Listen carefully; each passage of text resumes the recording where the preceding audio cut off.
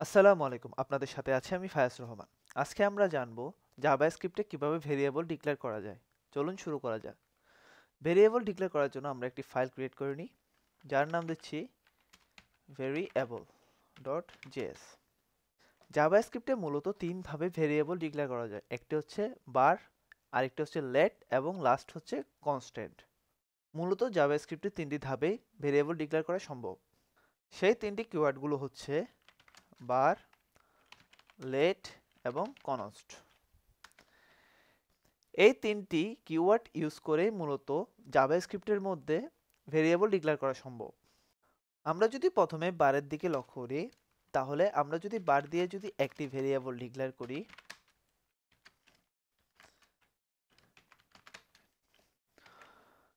আমরা যখন var দিয়ে একটি ভেরিয়েবল ডিক্লেয়ার করব, তখন সেই ভেরিয়েবলটি আমরা চাইলে রিডিক্লেয়ার করতে পারি। মানে আমরা যখন var দিয়ে নেম নামের একটি ভেরিয়েবল ডিক্লেয়ার করেছি, আমরা চাইলে সেই ভেরিয়েবলটি আবার ডিক্লেয়ার করতে পারি।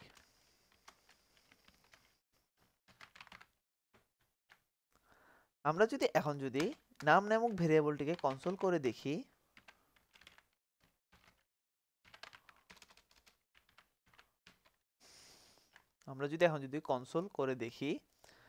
তাহলে এখানে যদি আমরা নোট স্পেস, এখানে আমরা দেখতে পাচ্ছি আমরা যে রিডিক্লেয়ার ভেরিয়েবল করেছি সেটি মূলত এখানে শো করছে। তার মানে আমরা চাইলে ভেরিয়েবলের মধ্যে রিডিক্লেয়ার করতে পারি। আমরা চাইলে এখানের মধ্যে যদি নামটাকে রিঅ্যাসাইন করি, তাহলে এখানে কিন্তু আপনার নাম আসবে ফায়াজ।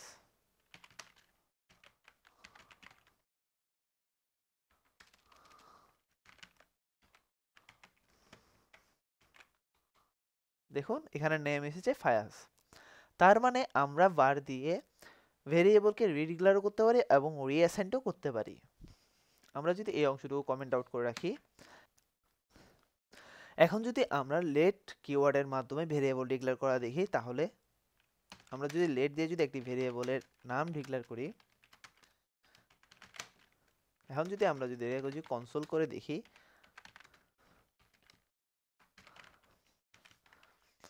এখানে যদি আমরা নোট দিয়ে যদি ভেরিয়েবলটাকে যদি আউটপুট দেখি, এখানে আমরা দেখতে পাচ্ছি fr এর নামে যেই অংশটুকু আমরা ভেরিয়েবলের মধ্যে রেখেছি তা এখানে প্রিন্ট করে দেখাচ্ছে।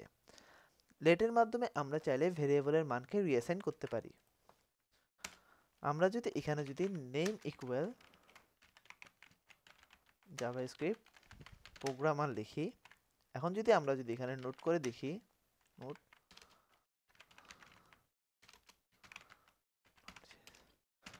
নোট করার আগে আমাদের অবশ্যই এখানে কনসোল লক করতে হবে। আমরা যদি এখানে কনসোল লক করে নেমটা দিই এবং যদি আমরা যদি এখানে যদি এন্টার দিই, তাহলে আমরা দেখতে পাচ্ছি এখানে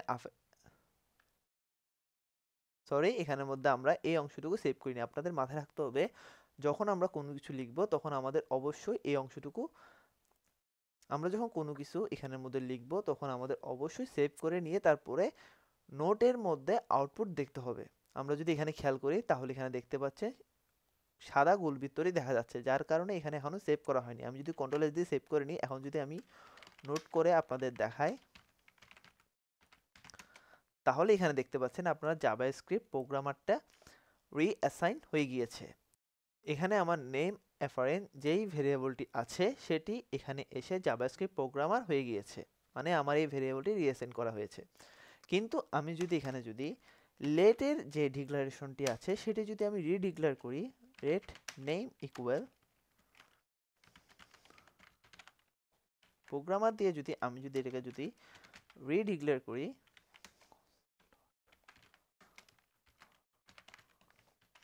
এখন যদি আমি যদি এখানে যদি নোট করে চেক করি, তাহলে এখানে দেখতে পাচ্ছি আমরা এরর দেখাচ্ছে। এর কারণ হচ্ছে আমরা বারের মধ্যে ভেরিয়েবলকে রিঅ্যাসাইন করতে পারি এবং রিডিক্লারেশন করতে পারি, কিন্তু আমরা লেটের মধ্যে ভেরিয়েবলকে রিঅ্যাসাইন করতে পারি কিন্তু রিডিক্লারেশন করতে পারি না। মানে আমরা যখন একটা ভেরিয়েবলের নেম নেব, সেই ভেরিয়েবলটাকে আমরা আবার রিডিক্লেয়ার করতে পারবো না।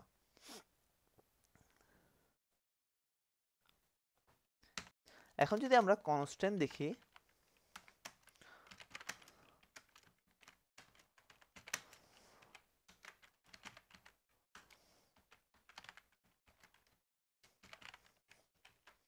এই অংশটুকু যদি আমরা এখন যদি নোট করে দেখি, এখানে আমরা দেখতে পাচ্ছি এখানে অ্যাপারেন্টলি প্রিন্ট করে দিয়েছে। কিন্তু আমরা যদি এখানে এখন যদি নেমটিকে যদি রিঅ্যাসাইন করি,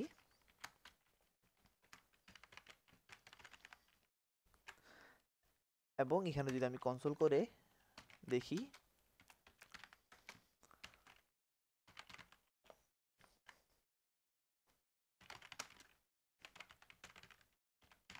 তাহলে এখানে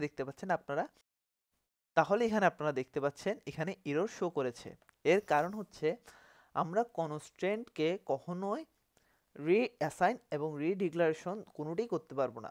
আমরা যখন কনস্ট্রেন্টের ভ্যালুকে যখন একটি মান দিয়ে দিব, তখন সেটি ওখানেই ফিক্স থাকবে। ওই মানকে আমরা কখনো রিঅ্যাসাইন বা রিডিক্লার করতে পারবো না। এই ছিল বার, লেট এবং কনস্ট্যান্টের মধ্যে পার্থক্য। যদি আমরা বারের দিকে খেয়াল করি, তাহলে বারকে আমরা রিডিক্লার এবং রিঅ্যাসাইন দুটোই করতে পারতাম। যখন আমরা লেট ইউজ করি, তখন আমাদের লেটের মধ্যে যে ভেরিয়েবলটি থাকে সেটিকে আমরা রিঅ্যাসাইন করতে পারি, কিন্তু রিডিক্লার করতে পারি না। কিন্তু আমরা কনস্ট্যান্ট যখন ইউজ করি, তখন আমরা ভেরিয়েবলকে রিঅ্যাসাইন এবং রিডিক্লার কোনোটি করতে পারি না। আমরা যখন জাভাস্ক্রিপ্টের মধ্যে কোনো ভেরিয়েবল ডিক্লেয়ার করব, তখন আমরা অবশ্যই মাথায় রাখবো আমরা যাতে বার ইউজ না করি। কারণ বার ইউজ করলে অনেক সময় আপনার যেই ভেরিয়েবলটি থাকে সেটি অনেক সময় আমরা নিজের অজান্তেই চেঞ্জ করে ফেলি, যার কারণে আমাদের প্রোগ্রামের মধ্যে অনেক ধরনের সমস্যার সম্মুখীন হতে হয়। এই কারণে আমরা বার ইউজ না করে লেট এবং কনস্ট্যান্ট সবসময় ইউজ করার চেষ্টা করব। ধন্যবাদ।